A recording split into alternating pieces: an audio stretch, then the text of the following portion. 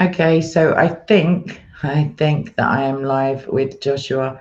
I'm just Yeah. asking in the chat if anybody can hear me. If you can see me, my apologies for this, like hair, etc. But that will all sort itself out apparently. So, yeah, I this is going to be problematic, but it's definitely live for sure. So, I don't know. Hopefully, everybody knows Joshua. They won't know the video from my channel yet, but from the main Soko channel, he's also discussed lots of times various issues with Paperboy. And yeah, so we are going to continue, and I will put the link in the description box eventually to our first discussion where we were working towards Satan, although not the way that sounds, but just theologically getting to a Jewish perspective on Satan as opposed to a Christian one. And I'm going to shut up waffling and welcome Joshua to the live stream. Hello. Hello. Thank you. Right. So, with that, I think part of our discussion, you mentioned that you weren't very familiar with demons in the Bible because we went from Eden and then we were trying to progress to what and who Satan is, whether he's even the source of any badness, whether it's with, like what's going on basically, Josh. I'd like to know the Jewish perspective on, we can start with demons and work our way up, I guess. All right then. So I found some very interesting things about demons. The earliest source, at least according to the rabbis, as to demons in the Hebrew Bible, is in Leviticus chapter 17, verse 7.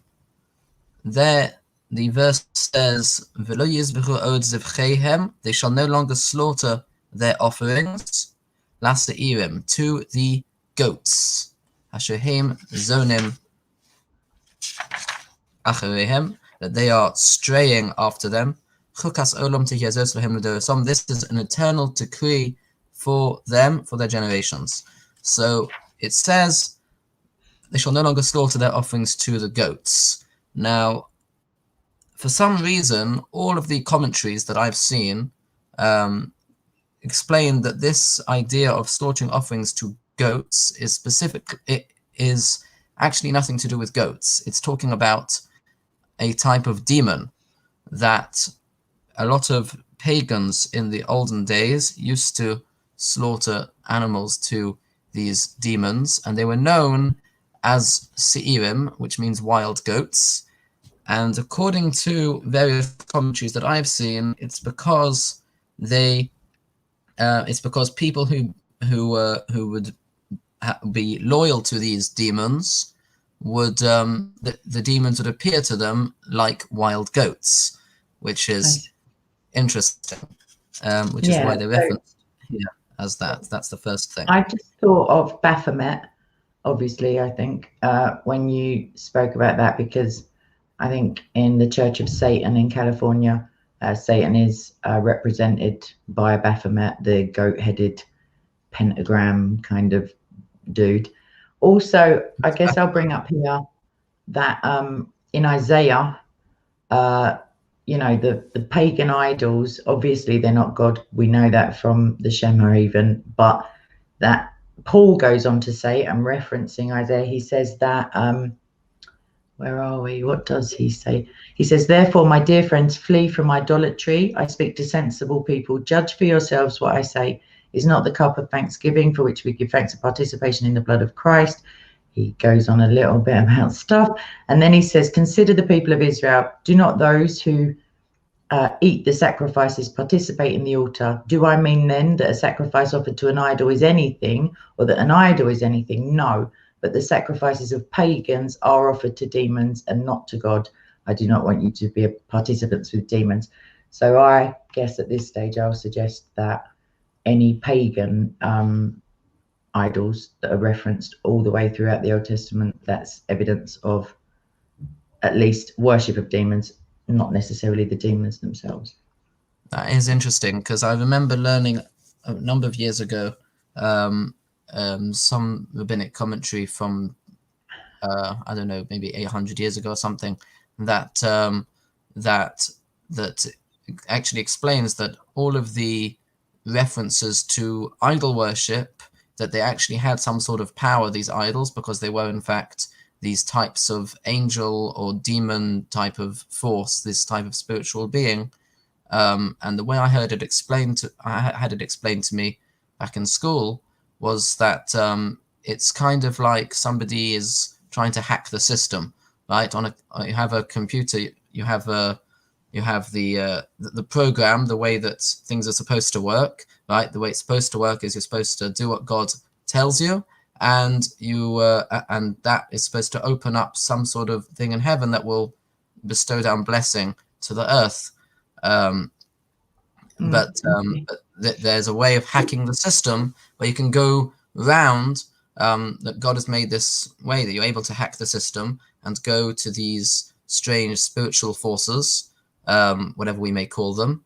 And that seems to be what one of the big problems of idolatry is. It's something about hacking the system, which is why we see various times that worshipping the idols seems to actually do something. I see, yeah. So I also would then attribute the dark magicians in Egypt, whom God challenges with he lets Moses pretend to be, someone who can turn sticks and snakes and interchange them. I guess. So I don't know how canonical Judaism is. I don't really know. I think I do know, but I think there are probably schools of thought that accept more as authoritative, like extra biblical, like mysticism or esoteric. I don't know, like old Jewish writings. Because if I'm right, I think that Lilith may be referenced as the first or the queen of, or something along those lines. But I think she's got a human origin. So that would be because God references creating the angels, but he doesn't say. I mean, Islam believes that Satan or Iblis created the demons in a very anatomically interesting and possibly X-rated way. I'm surprised. But yeah, I don't recall the process of how a demon comes into existence in the first place being explicitly referenced, and the live chat can correct me if I'm wrong, and you can. So I haven't seen that either explicitly. I have seen Lilith, and she is hinted at in Isaiah chapter 34, verse. I've got it here. Hold on. Verse. There's also a Hebrew word which is similar, like not to be confused with. I remember when I was just sort of reading up on her. Yeah, chapter Isaiah 34 verse 14. So there it mentions various animals, and one of the animals mentioned is in Hebrew the word Lilith, and some commentaries take it in the simple meaning, which is that it's the name of some sort of winged animal. However, some of the most classical commentaries, like for example Rashi, I see here, and various others, explain that this Lilith is the mother of all the demons. She is called a Shador, which is a female demon, and she's the mother of all demons. And I saw various rabbinic, quite esoteric sources that talk about how before Adam was presented with Eve, he had been given Lilith to have children with, and that's where the demons may have come from, according to a few sources that I saw earlier. Yeah, I've got here, it says the Masoretic text, and then there's some very lovely looking Hebrew writing, which could just be a pattern for all I know. But the translation is 34:14. It says, "And shall meet wild cats with jackals, the goat," which I thought was quite interesting, because if that's like an allegory for, I guess, male demons, he calls his fellow Lilith. She rests and she finds rest. There she shall nest, the great owl, and she lays eggs and she hatches. Sounds. Yes. Yeah. So there's some that translate Lilith as some sort of winged animal, and I forget what it is because I don't have the English here. Yeah. But Liliot, most of the commentaries do say the mother of the demons. Sorry, that's who Lilith is. Right. So I wonder. I guess because it's not in the Bible, if it depends, I guess. If she truly is how she's described in those texts, it's possible that the propaganda, her backstory, I don't know what to call it, could be demonically influenced in the first place. And obviously, I don't recall God ever mentioning that he created another first female or, proposed wife. So one thing I did find was a drush made. A drush is kind of like an eisegesis, like some sort of inference that the rabbis do. I've talked about this a few times with Paperboy.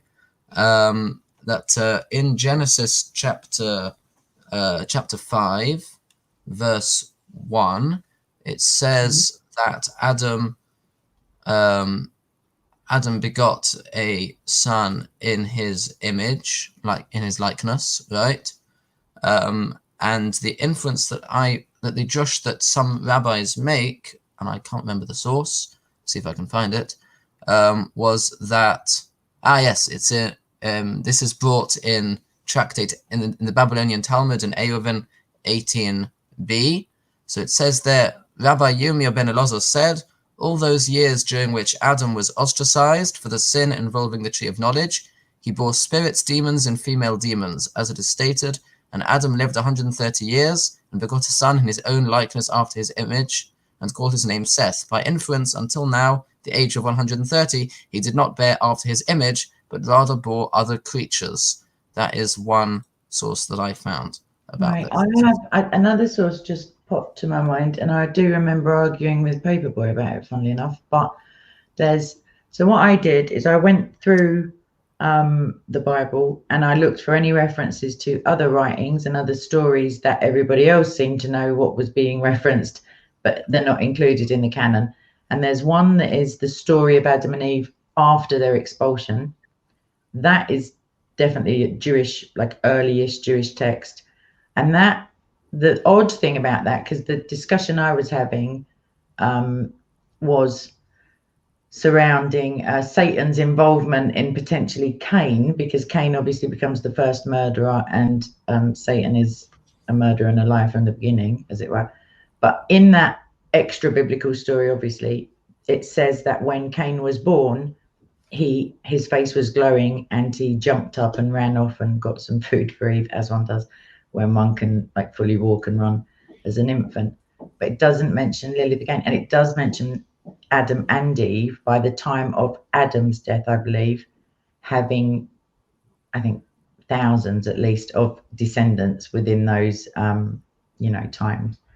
So I guess I could do some more research on that, although I don't know who I'd trust. If it's not in the Bible, it's kind of, I don't know, a little bit dicey. So we've covered potentially are you saying, is whoever you're quoting saying that Adam is the father of all living, Well, he doesn't say all, but he does. Not all, I mean human, spiritual, and other than angels. So he certainly does say that he bore spirits, demons, and female demons. He doesn't say all, so I don't know. That seems to be the only. But the reference is not with Eve, then, I guess. But Seth is referenced in the Bible as being Eve's child, for sure. So I had seen another source, I can't find it now, that that Lilith was this female demon who Adam had bore these demons with. So it would mean that. I will definitely go and research it, because I don't know why I thought it. Maybe it was an assumption on my part, but I thought she started off as a created like human and then descended, it like was transformed by either sin or I don't know why. I guess I just thought, well, these are the only created beings and only angels and humans. I haven't heard that. I haven't seen that in any of the sources that I've seen. Obviously, there are a multitude of different sources that I have not seen, because there's just so much out there. But in terms of what I've seen, she's always just called a Shador, which is a female demon. She's called the mother of the demons. So she would obviously be a created being, obviously, Oh right? no, but I meant like within the remit of the But, 6 days of create. Do you know what I mean? Like in so, that yeah, time. so she's not. So being a demon, she would not be a human, obviously, but she's also not an angel. One of the main sources, one of the most well-known sources in rabbinic literature about demons in general that I found is in the Talmud in Tractate Hagiga, page 16a. I can just get that up. It says there that it says 6 statements. The sages taught 6 statements were said with regards to demons. In 3 ways they are like ministering angels, and in 3 ways they are like humans. In 3 ways they are like ministering angels as follows: they have wings like ministering angels, and they fly from one end of the world to the other like ministering angels, and they know what will be in the future like ministering angels. Should it enter your mind that they know the future? Not even the angels are privy to the future. Rather, they hear from behind the curtain when God reveals something of the future, just like ministering angels. And in 3 ways, they are similar to humans. They eat and drink like humans, they multiply like humans, and they die like humans. Okay, but that still doesn't, because it just crossed my mind that the train of thought I'm going on is definitely heretical, I guess. I don't know if anyone's ever discussed it too much, but if it's, yeah, so it implies that if she's not a human who falls, as it were, into like some serious problem, if she's the origin of demons, the mother, not a mother, the mother of demons, her creation would have been a set, like she's not born of demons, she would have been created from scratch, or or from a rib. And I don't know how many ribs Adam had to spare, but the thing is that I don't think that I believe God created demons specifically, like unless it was part of the curse, but it's not I don't, yeah. She didn't just pop up, I guess. So you would believe that she's uncreated? No, I think she must have been created a human, or I don't think God specifically set out. He created angels, yes, with a purpose, and he created humanity with a purpose. But I don't remember around 3. Like, I don't believe he then set out to create, depending on the timeline, Satan the serpent had yet to be cursed. Like the introduction of free will and the knowledge of good and evil hadn't really occurred yet, if the Talmudic or the Masoretic is saying it was prior to Eve. If it's Seth, then that's after Eve's, like Eve is. Do you see what I mean? I'd have to check the timeline. So as far as I've seen, Lilith was created before Adam. What I found here, an older woman. Wow. Yeah. One of the earlier rabbinic sources is a Mishnah in Tractate Ovos, the Tractate of the Fathers, which says, if you hold on 1 second, where is it? Somebody in the chat is saying that in Enoch. Oh, sorry, Karen. Sorry? Now, somebody in the chat just said in the book of Enoch, it references angels who spliced creatures and therefore created abominations. I don't know about that. Yeah, I'm not familiar with it. What I do know is that in Tractate Ovos it mentions that harmful spirits were one of the things, at least according to one opinion, that were created Bein Hashmoshes, which is the time in between sundown and nightfall on the 6th day of creation. Right, so post Adam then. So that would be, that might be, yeah, that would be post Adam, in fact, because there's a list of things that unless her creation is among the animals. If she's referenced as a winged somebody, like an analogy or a metaphor, then she could fall. That would counter what you just said, though, actually. But yeah, she could have slipped in with the animals, as it were. I don't really. So I don't recall seeing anyone that any of the rabbis that identify Lilith as one of these harmful spirits. Mm-hmm. So it says here, here's the I've got it up now. This Mishnah in Avot, it says 10 things were created on the eve of the Sabbath at twilight. So this is the eve of the 7th day of creation, right? The 6th day of creation, right? Just before the end. And these are they: the mouth of the earth, which is the thing that swallowed up Korah and his the rest of the people who were rebelling in the desert. The mouth of the well, this is the well of Miriam. The mouth of the donkey, right, the talking donkey, like Balaam that we spoke of. The rainbow that God showed to Noah. The manna, which God brought down in the wilderness. The staff of Moses. The shamir, which was some sort of creature in the temple that had something to do, I don't know. The letters of the Torah, of the original Torah scroll, the writing that was on the tablets of stone and the tablets themselves, I think. And some say also the demons, the grave of Moses and the ram of Abraham our father, who he found after the binding of Isaac. And some say also tongues, made with tongues. So one of the things here, at least according to one opinion, is that demons were created at that point, which would mean that it was after Adam. That's it. Yeah, I guess one last thing I've got on Lilith, and then we'll go on to like other references to her children, as it were.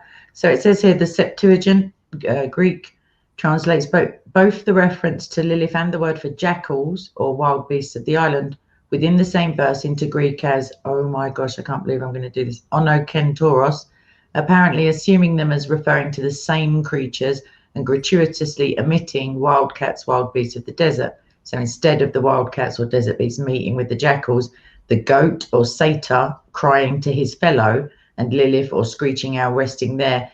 It says here, it is the goat or satyr translated as daimonia, i.e. demons, and the jackals or island beasts as, oh no, centaurs, meeting with each other and crying out to one another. So there she's interchangeable, I guess, with that. Yeah, and there's also some references to Babylonian demonology, but in Deutero-Isaiah, which is Trader and Moritz Abraham Levi suggest that Lilith was a demon of the night, known also by the Jewish exiles in Babylon. Their view is therefore partly dependent on a later dating of Deutero-Isaiah to the 6th century, and the presence of Jews in Babylon would coincide with the idea of Deutero-Isaiah is one that I want to dispel, this myth. There's a reason why academics today have decided that the last chapters, the second half of the book of Isaiah, was written much later. It's because it mentions King Cyrus, and atheists don't believe in prophecy. So they've decided that it has to have been written later. Otherwise, they'd have to admit that prophecy exists. Mm-hmm. Okay. Well, the thing is, these two guys were 19th century Jews. They were like 1850, 1855. They were probably Enlightenment people, reformers. Heretics, you might say, or yes. Yeah, burn them, burn witches. Right, so don't do that, obviously. Right, so we've kind of vaguely covered. I've got some points that I'll definitely go off and have a look at. I mean, it's not really that Christmassy when I think of it now, but I find it interesting. I'd like to get onto angels eventually. All right, then. And the idea that Lucifer, the angel, frown away. No, I don't know who he is. That's the thing. Sure, you've only lived in the West for how long? I mean, obviously, you've never heard of Luke. Anyway, there's an angel reference. The time I heard of Lucifer was when you mentioned him a few weeks ago. Wow. Okay, so he is referenced as a light bringer, I think, or light giver, and that's why in the olden days, matches were called. The slang word was a Lucifer because you got a light from it, and the morning star. And then he is the angel who becomes Satan after there's a war in heaven in the New Testament, and Michael and his angels cast out Lucifer and his followers, or camp, and then he's also referenced as a dragon, and he is called the accuser of the brethren, a liar from the beginning, a murderer from the first. Like, he's the big bad guy. Is this in Revelation? Revelation is I think the war in heaven. Yes. All right then. So we'll come back to that. So anyway, right. So in terms of Satan himself or itself, what's the Jewish position, or the main, or the one that you hold to? So the Jewish position on Satan is that Satan is an angel with a specific purpose. it's important to note that the word angel in Hebrew is malach, which means messenger or representative. And that is because angels, as I probably mentioned previously, carry the messages of God, and they do missions for God, and that's their entire existence. So Satan, just like any other angel, is a messenger of God. He has a specific mission. Now, his mission is lesoton. That means as a stopper, as an adversary, right? As a stumbling block for man. Right? Now, what's the point of that? The point of that is to try to get is that God wants man to be able to earn his reward, and you can't earn reward if you don't have choice, because that's not called earning. If there's no choice and you're just a robot who just does good all the time, right? Then there's no earning. You've not done anything. You're just a robot. You're doing what you've been programmed to do. So God's given us a choice, as we see in Deuteronomy chapter 30. I put before you life and death, good and bad. Choose life, right? He's given us a choice. And Satan is constantly trying to get us to slip up in order that that we have this choice, right? Satan does a very good job of it. He's an angel who's done a good job of himself, because of made a good name for himself. Because of the fallibility of man, that we are so often tempted. Okay, so just as I was listening to you, the Christian perspective on the free will, basically, and like being an automaton, I guess, as opposed to a human being with free will, is still that we can do nothing pleasing to God, basically, because Christians believe that as a result of the curses in Eden, we are fallen from any grace that would save us by grace alone, as it were, until the sacrifice of Christ atones for that. So in the other space, I don't think there's anything outside of God's sovereignty, obviously, but in Job, I don't believe there was an angel created, because I'm a Christian. I don't believe that Satan started off with his name, as it were, because God is apt to change people's names depending on their actions and their, like, what's coming for them. But he is expelled, although he has free reign to walk around in heaven, we see in Job. Right. And I think that the fact that he has to kind of, not cajole, but he asks God, like, do you want this wager, basically? Like, can I go and tempt this guy because I hear he's big in the game, and let's see if I can corrupt him. And even though God acquiesces, it's because obviously, ultimately, God knows the end of the story. But I don't know. Can you try and convince me, I guess, as to why God would create somebody who is in obstruction to, like, was it a result of the curse of Eden? Like, so he had the purpose from prior to man falling. Is that right? I would say so. Yeah. Before man fall, was Satan doing anything? Because you don't believe he was the serpent.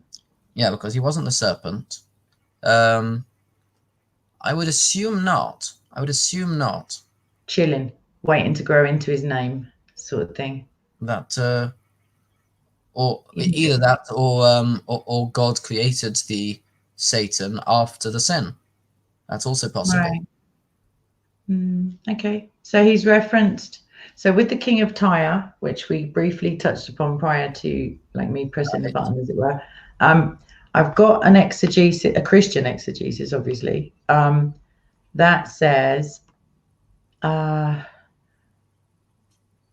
text says, okay, right. So that's who is Lucifer, blah, blah, blah, blah. Right, king of Tyre, do excuse me.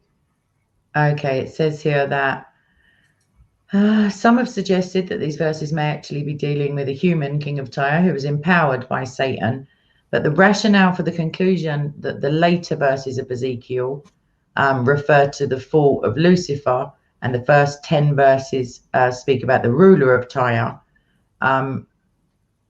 It says here, many scholars believe that though there was a human ruler of Tyre, the real king of Tyre was Satan, for it was he who was ultimately at work in this anti-God city, and it was he who worked through the human ruler.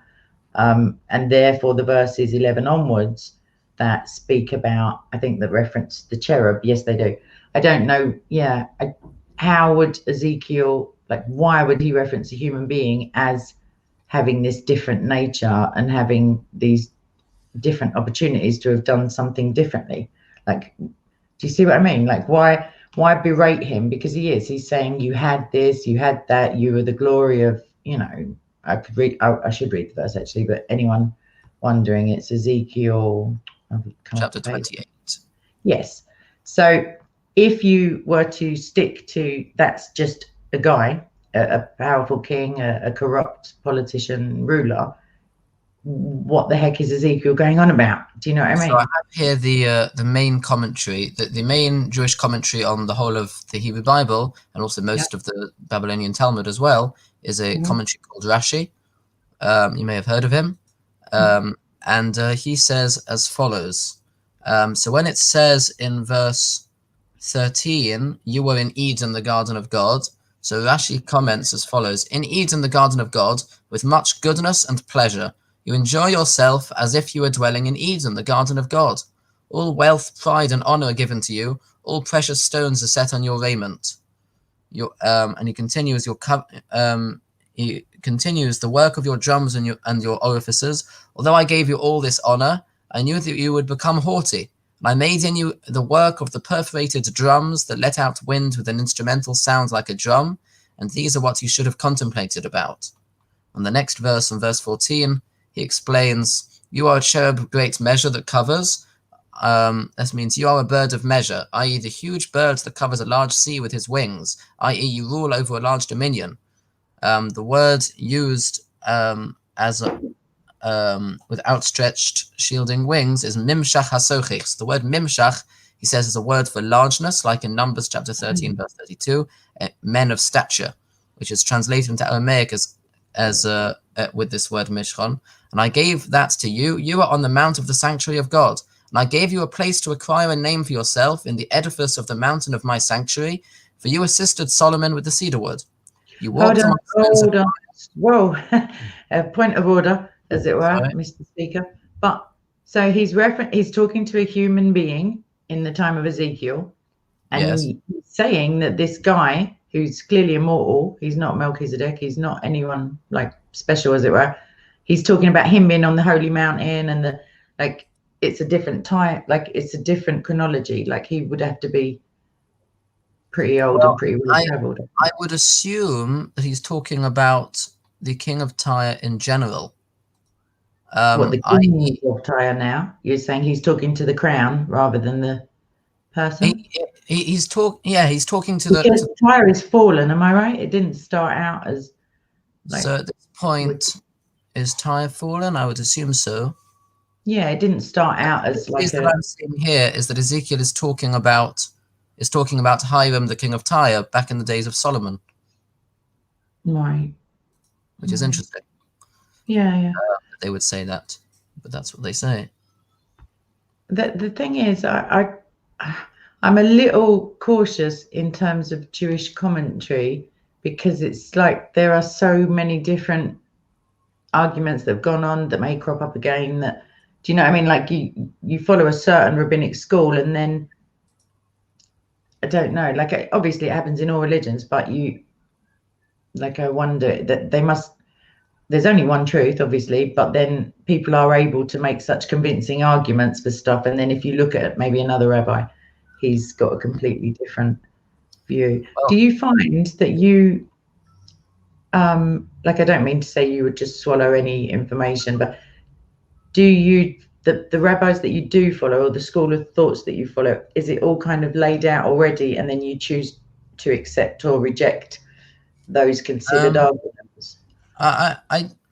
So we have a principle called Emunas Chachomim, which basically means loyalty to the sages. So what is it? What this means is this is an often misunderstood idea.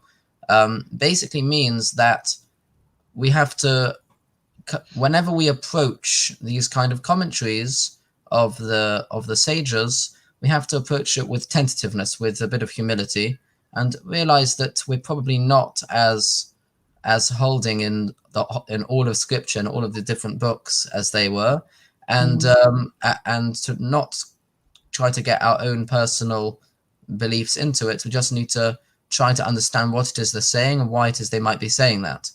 Whether or not we have to use that as our own personal opinion is probably irrelevant, because our personal opinion is irrelevant when we look at Scripture, because what matters, as you'll hear Rabbi Tovia Singer say a lot, is what God wants, is what God thinks. Yeah. So it's not really about what I think. It's not what about the rabbis think. It's about what God thinks. The rabbis are telling us how they interpreted it, and I'm just relaying what they interpreted, because this is considered, because when we look at these things and we're trying to understand them, a good source of information, at least according to Judaism, it's a different argument about rabbinic authority, is to have a look and see what the rabbis have said in the past. Sure. But do you go initially to the Scripture, and then if you have concerns, go off to the commentaries? So the best way to do it is to go initially to the Scripture and try to get some sort of understanding, and then have a look to see what the commentaries are saying and try to understand why they're saying what they're saying, because they didn't just talk for nothing. Yes, that's true. I mean, they do all right out of the talking, though, don't they? To be fair, they write all these lengthy books and lengthy commentaries and all this stuff, and ink was very expensive back in the day. There's a story told. I don't know if it's true or not. But there's a story told about one rabbi known as the Baal HaTurim, who wrote an entire commentary on the 5 books of Moses, with his own blood, because he was in prison he had been imprisoned by the church in Germany or Spain. I can't remember where it was. He had been put in prison, and he wrote out his commentary with his own blood on the walls of the prison, and then he memorized it and wrote it down later. Nice. I mean, he's committed to the cause, is what you could say. Yes. I guess. Yeah. It's not really going undercover if you're writing it. Ink was very expensive back in the day. That's why they often. I'm not going to make any references to Jews and money at this point. I'm going to say he couldn't get out of his cell to go and purchase some, but potentially he was willing to do so. Right. So, I'm not really sure where I can go with the demonology thing, other than to try and get to Satan. Obviously, Satan isn't a demon. He's never been a demon. He has the, I guess, authority over demons might be a fair assessment. It's not like a God and the angels kind of arrangement, but it's similar, I suppose. But so if Satan is an angel who is created as Satan, how is the worship of idols, which is attributed to demons, does that tie in within the Jewish understanding with Satan? Are they ultimately worshipping Satan because obviously there is no other God, or are they worshipping these actual demons? The idols, right? The demons. Yeah. So idolaters. So I've never heard of any rabbi reference, and I've never read any Jewish source that mentions the idea of worshipping Satan. I've never heard of. I mean, I've heard of it because I've heard Christians talk about it, and I've heard about these satanic places, these satanic congregations in America or whatever, where they go around saying we love Satan. Which is very odd.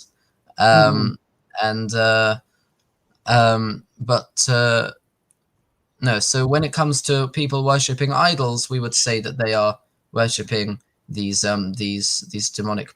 demon powers, or these backroot angels, like trying to get around the system, or according to a school of thought that I myself do not follow, but which is worth mentioning, the school of thought of Maimonides, who who says that actually all of these things are things that the pagans think have power, but in fact have no power at all, and they're simply worshipping sticks and stones. They're worshipping worshipping the wood, and they're worshipping the stone, which has interesting connotations when you think about what Jews think about other religions. Yes, definitely. The wood and the stone. I know. I got exactly the passive aggressive. No, I'm joking. I got what you're saying. Yes, it's unfortunately not. It wasn't only a knock on Christianity.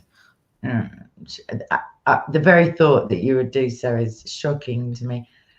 What I have is an Old Testament reference. All right, where's it gone? Okay, so Chronicles 21:1. It says, yes. Satan rose up against Israel and incited David to take a census of Israel. Yes, one of my favorites. And it says here, as we saw before, it was probably not Satan himself, but one of his demons that whispered in David's ear, the dangerous idea of the census, because the first part of the article is showing that because of God's sovereignty, his agents, both like Malak, both human and non-human, it's ultimately attributed to him. But in some instances within the Bible, you see an agent, like when an angel comes and I don't know, for example, Zechariah, no, that's New Testament, it doesn't matter. Zechariah is caused to be struck down by Gabriel because of his wavering faith.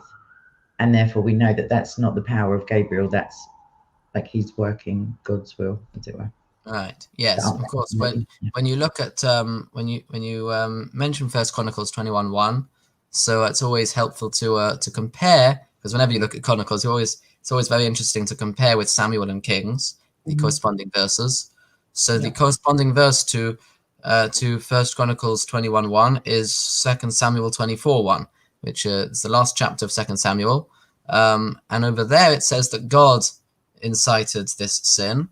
And of course, in Chronicles, it says it was Satan. And as you correctly identified, this is because Satan is doing the mission of God to do it. So ultimately, it is, practically speaking, who's doing it? It's Satan. But Satan is only a messenger of God, and therefore it's attributed as God doing it. But that's where Christians differ. Yeah, that's where we differ. From the Jewish counterpart, adherents to the one true God, as it were, because we believe that there is none good. None good but God. God is only goodness. Like he doesn't, he's not a man that he should lie. He's he can't have sin in his presence. All of those like attributes. He's got sovereignty over all things. Jeremiah 29:11, like he knows the plans. And in Romans 8:28, all things work to the good of those who are called according to his purpose. So he can bring goodness out of any evil or the absence of good, even, because that's not really evil, but just where there are no good people to bring about his truth. But apart from the instance of Job, I mean, he wasn't involved in the plans of Satan. Like, still Lucifer or Satan was the architect of that exchange with Job, and obviously God brought goodness out of it, because through Job, or to Job, he was able to tell the rest of the people who were going to read that book all the things about him that were glorious and deserving of worship, as opposed to when, like how you could interact with your surroundings if you presumed there was no God. And that's my ultimate aim in speaking about demons and angels, because they are spoken about so often. I have concern for people who don't believe in them as a reality, because God has for sure said they are there, like, and so did Christ, and lots of different Old Testament and New Testament writers. So Christians don't believe that God sets forth there is something in the, actually I'm fibbing, there is something in the Old Testament where God acknowledges that he is the creator of, but I as a Christian take that to mean he's the creator of Lucifer or Satan, and therefore I don't believe he's the source of the evil. I think one of his creation is the source of that evil. But surely if God is the creator, of the so-called source of evil, then Yeah. that means that God is the source of evil. No. Sorry, maybe I should clarify it, like linguistically. I believe that similarly to Adam, God already knows the outcomes of all the free will choices, but that he desires, his initial desire was that mankind would not fall from grace, that Satan would not rebel, that there would be no war in heaven. Like, I'm not saying it can go against his express wish, but what he desires for us is never ever what we do, because we're ridiculous. Like, we're sinful to the point of, our own destruction in the face of God. Moses like had doubts when God was speaking to him, like the God of the universe is telling him, just go and do this, it'll all be fine, let's not worry about it, off you go. He's got more questions, he's like doubtful and insecure, which is fine. But yeah, human beings are innately sinful in the Christian worldview, so that doesn't mean that God prompts us to be sinful. He's not causing, the absence of God is the cause of sin. In fact, it would be the opposite. If you don't have God, like if you're not indwelt by the Holy Spirit, or you don't have access to God, you can only be sinful. Any love or care Paul speaks about, he says even thieves have a care for each other, even murderers are decent with each other. What's the good of just loving, like love in and of itself, if it's not from God? I'm ranting now. So that's my answer. I don't think God plans. He has the ultimate plans for everything, and because he can bring goodness out of anything, even a void, he accounts for the presence of evil. And that, so there's a deficit, and then he credits the account as and when he chooses or sees fit through prophets and etc. So that's very interesting. The Jewish view is quite different, obviously, which is that there is nothing which is innately evil, and there's nothing that is innately good. Everything can be used for good or can be used for evil, and anything can become good or can become evil. What about the human heart? We do not believe that Satan is innately evil, nor do we believe that the demons are innately evil. Interestingly, if you look at various rabbinic passages that talk about these harmful spirits, in, for example, Tractate Brochus, page 5a or b, where it talks about the various types of mischief that these harmful spirits cause, it doesn't really sound evil. It seems more like some sort of mischief that causing celestial trolling types of what would you call it, minor inconveniences to people, and minor inconveniences to people are a way of God trying to get people on track, right? If you the rabbis teach, the sages teach that if you put your hands in your pocket to take out a certain amount of coins, and you take out less than the amount of coins that you wanted to take out, then that is already what's called Yisurin. That's already a type of interference enough that it could atone for some sort of sin that you may have done. Any type of inconvenience or any type of trouble or distress, or sickness that you may have in your life, so we believe is this idea of God trying to bring, of God allowing you some sort of atonement in this world from some sort of sin, which is part of the idea of bad things happening to good people.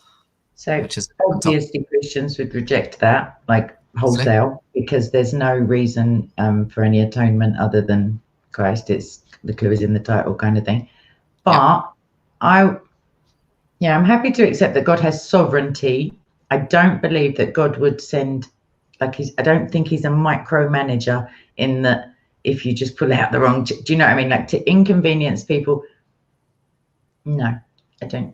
I could describe it to demons, but I think that somewhat takes away from the free will aspect of the result of Eden is that human beings can choose. And the Bible tells me, at least, that the heart is desperately wicked, because I can't remember if it's Old Testament or New Testament. That's why I said it just tells me that.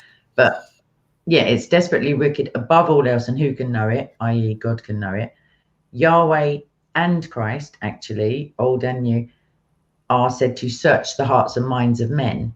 and the heart is desperately wicked. Christ tells us that he gives us a new heart of flesh as opposed to the heart of stone. And I don't know if that's a reference to the Mosaic tablets as well, because he says like the laws will be written onto your heart, as opposed, like the law of the spirit as opposed to the law of, you know, the law, as it were.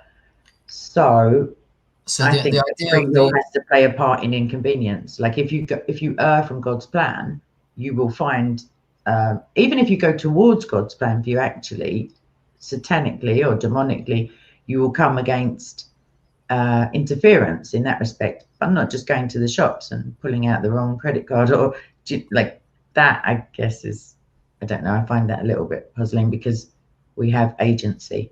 We don't need to ascribe misfortune to supernatural entities when we are good enough at mucking everything up ourselves. Like just look at the Israelites when Moses came down. They're already, it's just unbelievable. Sometimes you're just like, can you not wait until God's gone again? But yeah. Well, so there's a lot there to unpack. So first of all, the idea of the heart of stone and the heart of flesh, that is an idea that is at least kind of based upon various passages, most notably Jeremiah chapter 31 and Ezekiel chapter 36, that talk about that. But that's really more of a different subject about the nature of the new covenant, about what was deficient in the old and what's going to be different in the new, and that is a different debate between Judaism and Christianity for another time, and that is a long debate that can be had. But with regards to what else did you say? With regards to us having free will and agency and being able to yes. call their own. So with regards to the idea we have agency, God's not micromanaging everything we do. I think that's what you said. So Judaism would definitely agree with part of that, but disagree with the other part. I.e., we would believe, and this is brought out explicitly in one of the more modern Jewish books, Michtov Me'Eliyahu, but he's really just bringing out old ideas that were never fully clarified in such clear writing, which was that when it comes to the idea of free will, of agency, of man, how do we reconcile this against God's omniscience, right? So we believe that when we make a choice that is not just a mundane choice, not a choice that has no deep significance, it is a choice that God has chosen to take himself out of that particular situation. God is allowing the choice to take place without him interfering in that. However, and that, by the way, seems to be part of the difference between when Pharaoh's heart was not hardened and when it was hardened in Exodus. Yeah, obviously. But when it comes to mundane choices we make, or seeming coincidences that happen in our lives, or inconveniences that happen, or distress, or these kind of things, so we believe that is all coming from God, either via a messenger or directly, and everything has a reason. We believe that literally everything that happens, there's a specific reason why God has made that happen. And generally speaking, you can identify that those inconveniences that happen to you are a message from God saying, either this is some sort of atonement for a sin that you did, or it is some sort of message from God saying, you need to up your game. Basically, you need to do better in some sort of area, and you need to try to take something from it. And of course, that's a very difficult thing to do. You need to be on the level to be able to take a message out of every little thing that happens in your day, and that's a very difficult thing to do, a very high level to be on. But that is what we aim for, hopefully. Okay, so I'm just looking at the live chat. Cherokee, bless her. She's just raised a point that I'm going to kind of expand upon. So within a conversation about demons, demonic interference, the fallen state of man, like all of this stuff, the nature of sin in the Old Testament, I would propose is a direct contravention of the law.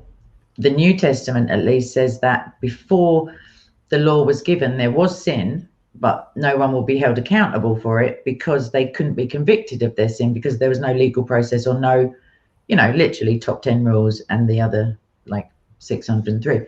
So what is the Jewish perspective on that? Is like, so sin has to, I guess, a Christian theologian called Lewis, he wrote some books about demonic interference in very mundane stuff in order to win the soul to hell. Because you referenced earlier, like little inconveniences and, you know, maybe why would God do that?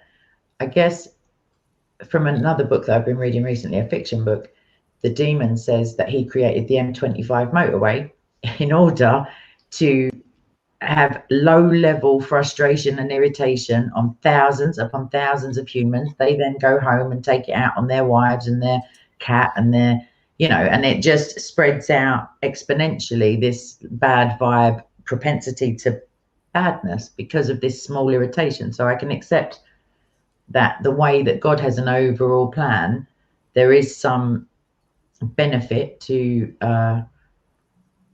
demons, I guess, or evil or sin. Like, no, sin, we're the sinful ones, but yeah, to just put a stone in the shoe of anyone. Any saint can be just like pulled off the road, as it were. I don't know where I was going with that. Yeah, so sin. Do Jews believe that people before Moses brought down the tablets are going to be convicted or needed to atone?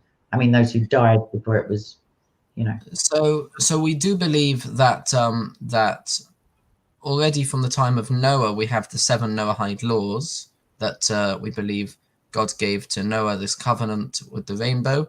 And what was the... So whenever you have a covenant, you have 2 sides, and you also have a sign.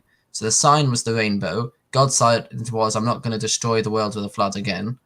And what was the people's side? The people's side was basically don't murder, don't steal, don't do sexual immorality, don't take limbs off of living animals, establish courts of justice. So what was missing, just out of interest? Sorry? So you have 7 Noahide and yeah. top 10 Mosaic, as it were, like the big 613 ones. commandments. No, but I mean the 10 commandments. Laws. Yeah, so the 7 Noahide and the, just because I'm pretty sure that all of those 7 were replicated within the Mosaic. But what's the deficit between the 10 and the 7 at least? Like, so you mentioned no killing.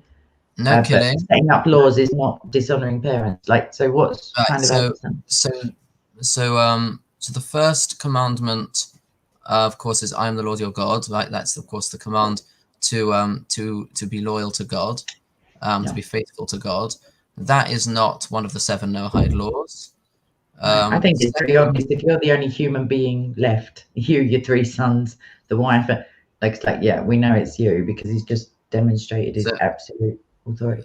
So we believe that the 7 Noahide laws to this day are incumbent upon all mankind, and the Sinai covenant is merely is kind of like an upgrade. Mm-hmm. It's a bit oversimplified, a bit cocky. Do you have to pay a higher tariff? I mean, no, you have it much easier than us. Well, I don't have it any. It's not about the ease, which is just that I don't have any spotless lamb at all, apart from Christ. If you see what I mean, there is no. I'm talking about in Jewish theology. In Jewish theology, a Gentile has to do a lot less in order to go to the Jewish kind of heaven. We don't really have a heaven, but whatever it is that we have. I would suggest lovingly to you, as it were, and in all good faith, that may be because of the poor behavior of the Israelites and God's desire to just irk them a little bit by, you know, inviting Gentiles in, as it were, to the arrangement, like making. I don't think that's anything to do with it, because a Gentile. Well, I mean, it's easier if you're not. My argument would be if Paul is right and those before the Mosaic law are not accountable, anyone outside of that covenant initially, i.e. Gentiles, is also not convicted by that sin. If that is God's law and you are ignorant of that law because you're not of Israel, then you're not going to be convicted of it. If you're then adopted into Israel under the new covenant, then you become responsible for it, sure, and things would be a lot harder if you fall from grace or are severed from Christ, which is spoken about in Galatians. But other than that, you're not doing any atoning in and of yourself. You can't work towards it. You can't make God love you more or less. You can only, be washed by the sacrifice that's already been given. So of course, Jewish theology is completely opposed radically to that different. idea. Yeah. Radically opposed to that, and that is a debate for another time. That's huge. Okay, so yeah. All right, so we could debate the religions at some stage in the future. What I'm going to do is ask somebody, and I feel remiss for not remembering now. Somebody wanted to ask you a question about the Talmud. So if you're still watching, apologies, but you can, if anyone's got any question for either Josh or I, you can just type question, hopefully in capital letters because I don't have my glasses on, and then let me know what the question is. And then other than that, we'll be wrapping up in maybe 10 minutes or so. So I guess I could scroll back a bit. Oh, actually, he didn't reference the question. He just said, I have a question. Yeah, it just says, can I ask a question about the Talmud? So. Oh, right. Yeah. Oh, there it is. Some people are very humorous in the chat. All right, so anyone with a question? Otherwise, I'll just make up a question. Oh, Josh, do you have any questions whilst we're waiting about Christianity that are not too polemical? Not really, no. Nothing that would spark, nothing that wouldn't spark a huge debate, which I don't really have time for. Shocker! Spoiler alert: Jews argue. Okay, right. So, what's the Jewish view on exorcism? Exorcism. And that's from S. Sam. What's exorcism? Exorcism is the casting out of demons from a human host. Possession is when you're taken over by demonic forces, and then so we do have a concept similar to that. It's called the concept of a dibbuk. A dibbuk is some sort of spirit that takes over a human body, and I don't know how they get rid of a dibbuk, but I do know that there are stories of rabbis from the past who had to deal with getting a dibbuk out of people.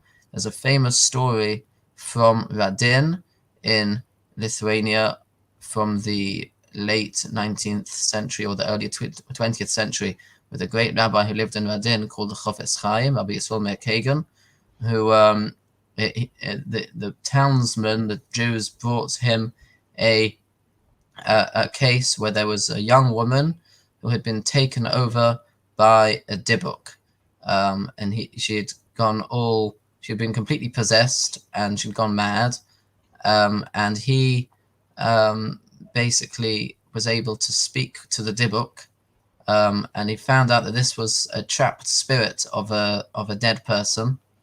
Like ghost possession. Yeah, who had taken over her body, and needed some sort of thing in order to go away. I can't remember how I don't know how he got rid of it, but he did. Yeah. That's the story anyway.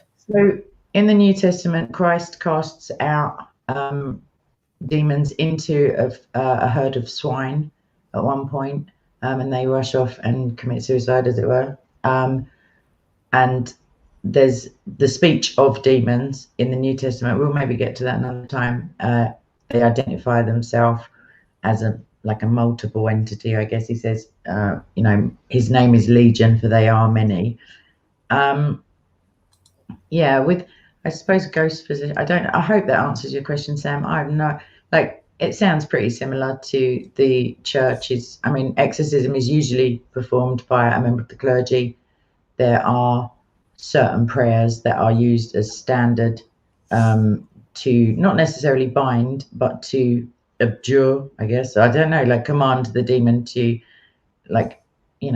more Airbnb than squatters, just sort of leave now, and maybe it'll be fine. I'm not really sure because I'm not a priest. So, any other questions? Yeah, dibbuk. I will look into that word actually. Okay, so I'm not. Okay, Some things are called unclean for you. I guess he's talking to you because he references food, and Mark chapter 7 says that's not the case for me. Are some things unclean for God?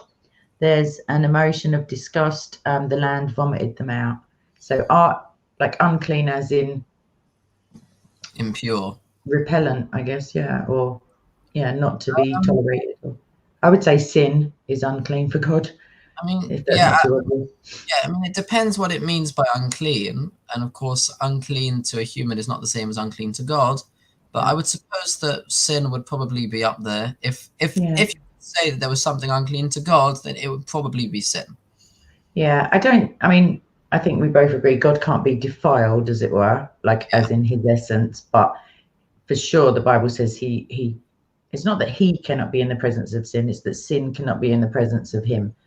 So because he is good, like goodness, he's morally excellent, perfect in all his ways, etc. I feel a hallelujah coming on, but I'll quell it, not to worry. So one question on the Talmud, please, Jib. So you can ask a question, please do, and then we're going to wrap up. So is he going to ask it?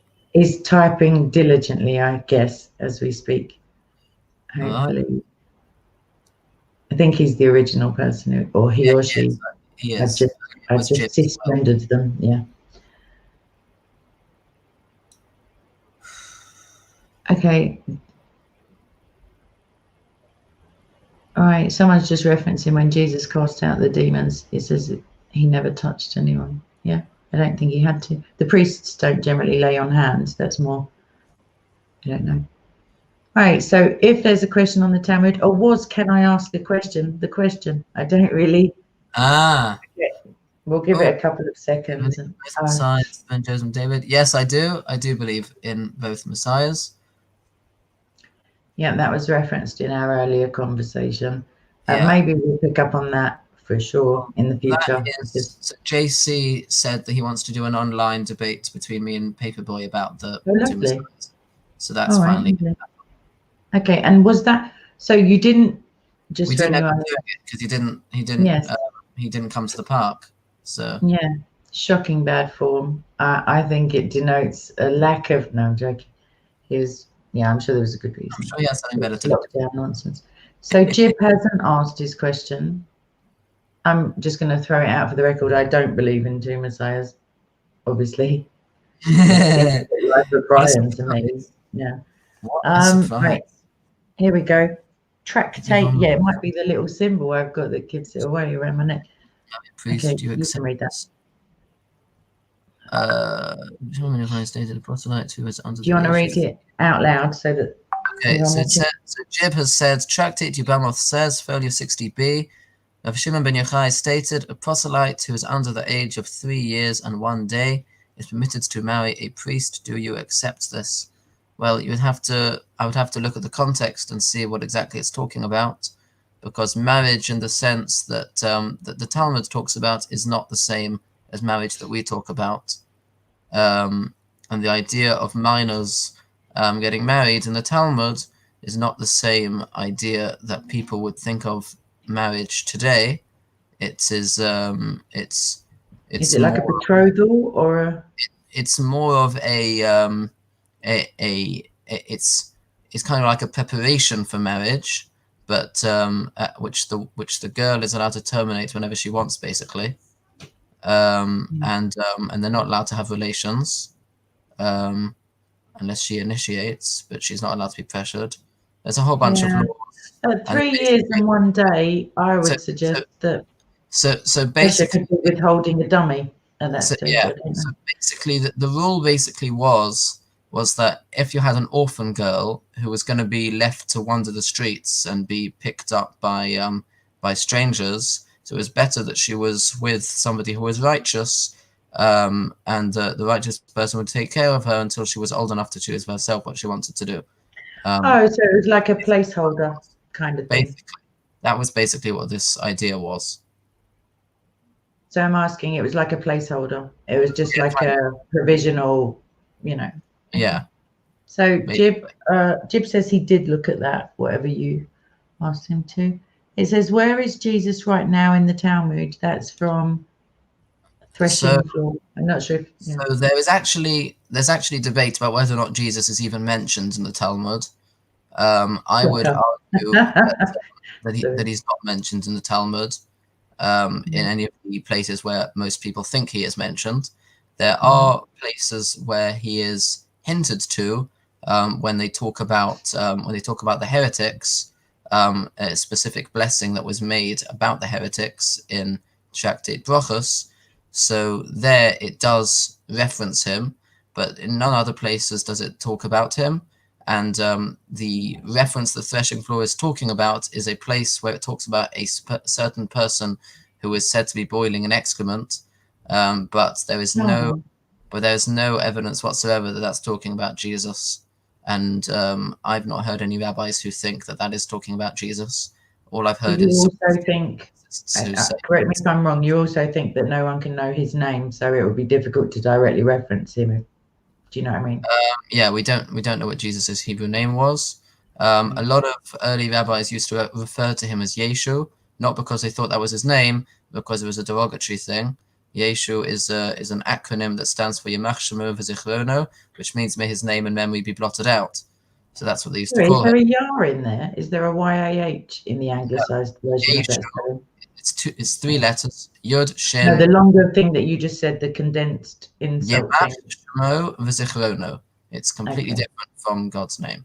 Completely different. I was just double checking that you weren't all going to be boiling in certain fecal matter. Okay, so on that very Christmassy, happy, like weird note. Okay, there's one more question from Jib, and then I'm going to put my foot down. Okay, so Jib, type like your life depends on it as well. Okay, no, that's Open Secrets. Okay, so Open Secrets talked to a rabbi who believed it was Jesus, and she said, yeah. Okay, so he believed in both. He did not believe in both.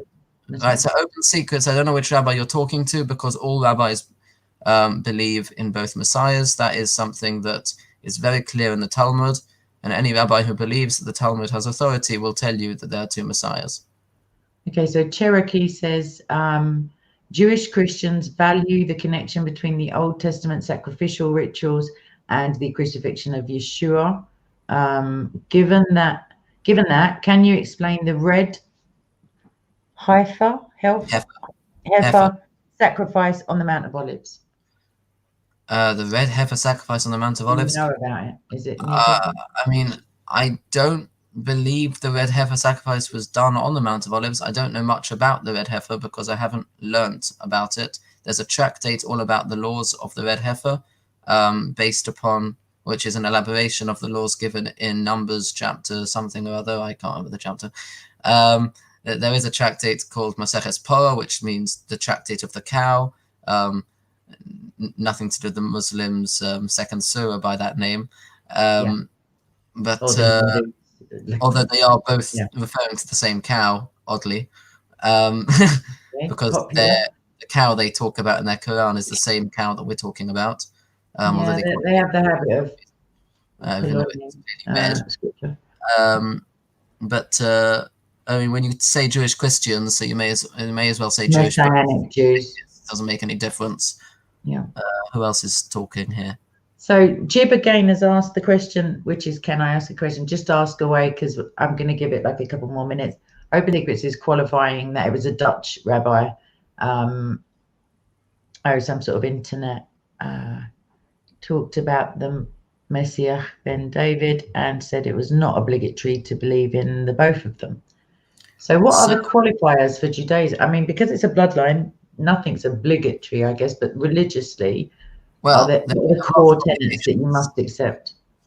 So the core tenets that we're supposed to accept are the 13 principles of faith, although one of them is a little bit iffy with at least one early rabbi. But with regards to double jeopardy, whether or not there's an obligation to believe in both Moshiachs, so I wouldn't say there's an obligation to believe in both, but I would say that there's an obligation to believe in the authority of the Talmud, because there's an obligation to believe in the authority of the sages, and the Talmud. Is it a deal breaker? Because certain rabbinic schools disbelieve, have contentions within.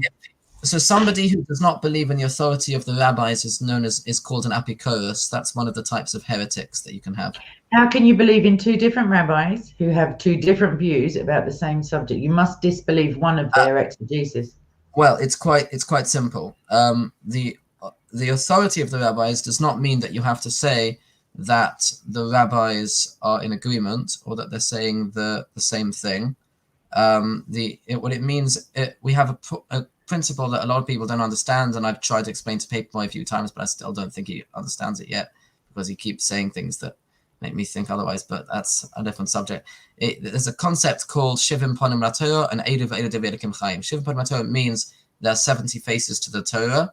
There's 70 faces to the Torah, i.e. it can be understood in 70 ways, and Eilu V'Eilu Dev Elokim Chaim, these and these are words of the living God. What does this mean? This means that all of these different opinions in a metaphysical way are in fact true, although we as human beings can only handle one truth, which is why in Judaism we have no problem with the idea that we have different schools of thought. We don't consider people, most people do not consider people who follow other schools of thought within Judaism as heretics, because we know that they have what to rely upon, and that those are also true in a metaphysical sense, and that they're allowed to follow that in a physical sense, and we're allowed to follow a different one in the physical sense, and that's fine. Okay, we just have one truth, Jesus Christ. So that's quite an easy answer for me. But Jim is asking quite an unsavory question. If you want to look, just finishing off the answer to Open Secrets question. So as for two messiahs, there is no argument amongst the rabbis that there will be two messiahs. That is agreed upon by all, as far as I know. Therefore, I would say that to not believe that, I don't know why somebody would not believe that and call himself a rabbi, because it's very explicit in the Talmud. Do you fancy going towards a question that involves bestiality or not? I mean, it is his question. Yeah, I can see his question. Well, that is one of the opinions. It's not all of the opinions. That is one of the opinions in the Talmud. I have learned that before, because Rashi quotes that in his commentary to Genesis. So I do know there's two opinions. There's one opinion that he literally had intercourse with all these different animals. He tried, for anyone who can't see the one each, and found that none of them were right for him, which is why the verse then says he did not find a partner, suitable companion. Yeah. So that's how that's deduced. There's another opinion that says no, he didn't do that. Well, I'd go with that one myself. He did not do that, but he didn't do it physically, but rather he tried to establish some sort of connection with these animals, but realized that he could not. For companionship, though, it's literally suitable helper and companion. So on that bombshell, because I can't believe that. That's pretty left field, to be honest. I mean, it could account for Lilith and I don't know. Like, we've just done a full circle, but no, I'm going to go with no, because Genesis uses a rarely used reference to knowledge, as it were. Like, Adam knew Eve, and then along comes baby number one, and baby number two after he knew her a bit better. But he didn't know the animals one by one. He was just with them and named them. And so these are two different opinions. These are two different opinions. Take your pick. Like I say, wholeheartedly on the side of no. He didn't know. He didn't know the difference between good and evil at that point. But I don't think he was that gullible. But anyway, that's my opinion. Okay, so it wasn't yet evil. Well, let's not start up another debate. But you said. Well, the thing is, you said to me before that Adam's motivation in partaking of the fruit was so he could prove himself more righteous. But I think I did suggest to you that if he didn't know the difference between good and evil at that point, why would he be trying to, I don't know, it seems to me an odd position to take. You're the only human. You can't compare yourself to others and say, I'm not pleasing enough to God. Do you know what I mean? You're already perfect. that's not really what I meant when I said that. What I was saying was that because the principle of earning your reward, and God wants to reward the human beings. So in order to earn reward, it's much better to earn if you have an inner fight. So it's a much greater service of God to, at least in Adam's eyes, in Adam's pre-sin eyes, to go against God's to try to earn with in a struggle than to earn with an outer struggle. And where he went wrong was, well, God told you not to do that, so you shouldn't try to make your own calculations like this. Yeah. Ezra, you can ask one quick question. And just while, I don't buy that at all. I know you're not selling it, but I don't buy it. No, because we're told that Eve is the one who succumbed anyway. So Eve would have had to have the inner machinations of, I'm going to impress God even more. And it says that, and God saw that it was good. And for God, who is one of the definitions of good, is moral excellence and perfection. So God saw that it was good.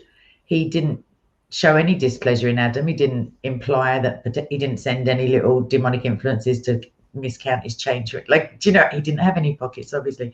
The point is that, I don't see what would have spurred him on to this other than maybe some lizard who could talk, like just sniffing around on his legs. So Ezra, the last question is for you, Josh. I'm not explaining Daniel 9. I have. No, that's a pretty big question, Ezra. That is a massive question. I'm not explaining Daniel 9. I have to have supper because then I've got a learning arrangement with somebody in about 26 minutes. Excellent. About half an hour away. Roughly 26 minutes. I'm going to have to stop now. All right. So everyone in the chat, thanks ever so much for watching, listening, liking, subscribing, sharing, repenting, praying regularly, worshipping the one true God, etc. Anyone who doesn't get on board quickly, because no one knows when he's coming back. And other than that, thanks ever so much, Josh. I hope you enjoy your evening. I've kept you over time, and I apologize for that. Are you going to be around on Sunday? Yeah, that's the plan. Excellent. All right, we'll continue this in the freezing cold. Excellent. All right then. So I have no idea how to end the stream. Yes, I do. Brilliant. I just saw the button. So all right, God bless. Subscribe to both Kay and my channel. Yes. What's your channel name? Just let me know, or let everybody. Jews at the Corner. Please like and subscribe when I put this on the channel. Excellent. All right, well, send me the link and I'll put it out in a little post or whatever. All right, so I'm going to end the broadcast. Josh, you'll still be there, but these people won't. So God bless you, and I'll see you all soon. Bye-bye.